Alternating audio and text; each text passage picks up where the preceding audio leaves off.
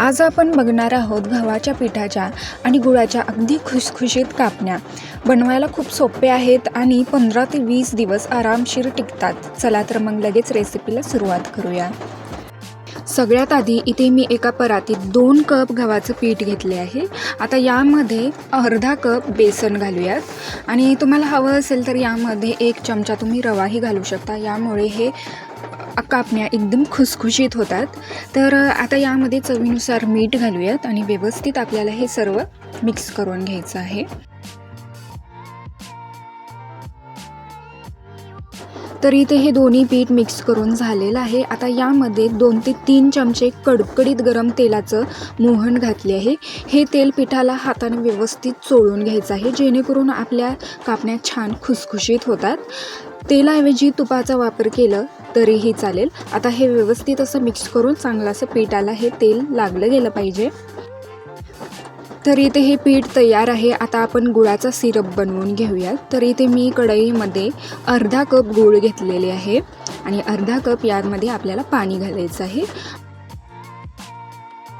आपल्याला इथे पाक बनवायचं नाही, फक्त गूळ हे या पाण्यामध्ये विरघळून घ्यायचं आहे. तर इथे हे गूळ पूर्णपणे वितळलं आहे. आता आपण गॅस बंद करूयात आणि हा सिरप पूर्णपणे थंड होऊ द्यायचा आहे. गरम सिरप पिठात घातलं तर कापण्या एकदम कडक होतात, त्यामुळे आपण हे पूर्णपणे थंड करून घेऊयात.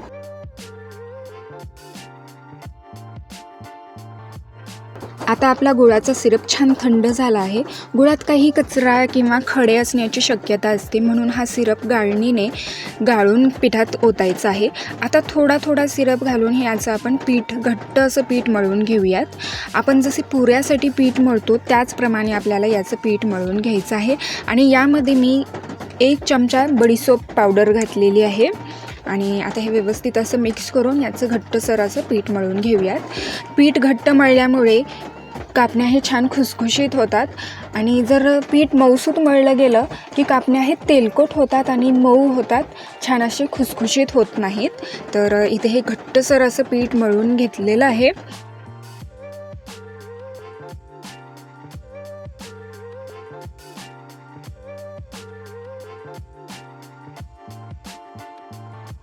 आता पीठ मळून झाल्यावर आपण कापण्या लाटायला घेऊयात. पोळी लाटताना इथे मी थोडंसं पीठ लावून घेतलेलं आहे, म्हणजे डो हे पोळपाटला चिटकणार नाही आणि सहजरित्या आपल्याला याचं पोळी लाटता येईल. आपण नेहमीची चपाती जशी पातळ लाटतो तशी ही पोळी पातळ लाटायची नाही, ही थोडीशी जाडसर ठेवायची आहे. जर तुम्ही खूप पातळ लाटली तर तेलात तळल्यावर कापण्या खूप कडक होतात आणि खूप जाड ठेवली तर आतून कच्च्या राहतील. त्यामुळे मध्यम जाडसर पोळी लाटून घ्यायची आहे. पोळी लाटून झाली की त्यावर आपण खसखस स्प्रेड करून घालणार आहोत. खसखसमुळे कापण्या दिसायला खूप छान दिसतात आणि चवही मस्त येते. खसखस टाकल्यावर लाटण्याने वरून हलकासा एक रोल फिरवून घ्या, म्हणजे खसखस पिठाला छान चिटकून बसेल आणि तेलात तळताना हे खसखस सुटणार नाही. इथे हे पोळी छान मध्यम जाडसर लाटून झाली आहे. तर आता याचे कापण्या कापून घेऊयात. कापण्या कापायला सुरुवात करण्याआधी चाकूला थोडंसं तेल लावून घ्यायचं आहे, म्हणजे त्यामुळे गुळाच्या पिठाचा चिकटपणा चाकूला लागणार नाही आणि काप एकदम स्वच्छ व व्यवस्थित येतील. आता पोळीवर एक कडेपासून सुरुवात करून दुसऱ्या कडेपर्यंत समान अंतरावर उभ्या रेषा मारून घ्यायच्या आहेत. नंतर यावर तिरप्या रेषा मारून आपल्याला या प्रकारे डायमंड शेपमध्ये आपल्याला हे कापण्या कट करून घ्यायच्या आहेत. या लाटून कापून तयार आहेत. आता आपण हे कापण्या तळून घेऊयात. तर कढईत तेल मध्यम गरम करून घेतलेली आहे आणि आता आपण हे कापण्या या तेलामध्ये सोडून घेऊयात.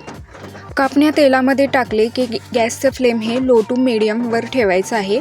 कापण्या हे आपल्याला लो टू मीडियम फ्लेमवर तळायचं आहे. जर हाय फ्लेमवर तळल्या तर गूळ पटकन जळतो, कापण्या बाहेरून लगेच काळ्या किंवा लाल पडतील आणि आतून एकदम कच्च्या राहतात. कढईत जितक्या मावतील तितक्याच कापण्या टाका. तरी इथे हे कापण्या दोन्ही बाजूने छान असे गोल्डन ब्राऊन रंगावर येईपर्यंत तळून घेतलेले आहे. आता हे आपण एका झाऱ्याने प्लेटमध्ये काढून घेऊयात. तर याच प्रकारे आपण सर्व कापण्या तळून घेऊयात. आपल्या सगळ्या कापण्या तळून अगदी तयार आहेत. कापण्या मस्त असे खुसखुशीत झालेले आहेत, बाहेरून एकदम क्रिस्पी आहे आणि आतून अजिबात कडक किंवा चामट नाही आहे. व्हिडिओ आवडला असेल तर नक्की लाईक करा, तुमच्या फ्रेंड्स फॅमिलीसोबत शेअर करा आणि अशा छान छान पारंपरिक रेसिपीसाठी आपल्या चॅनलला सबस्क्राईब करा.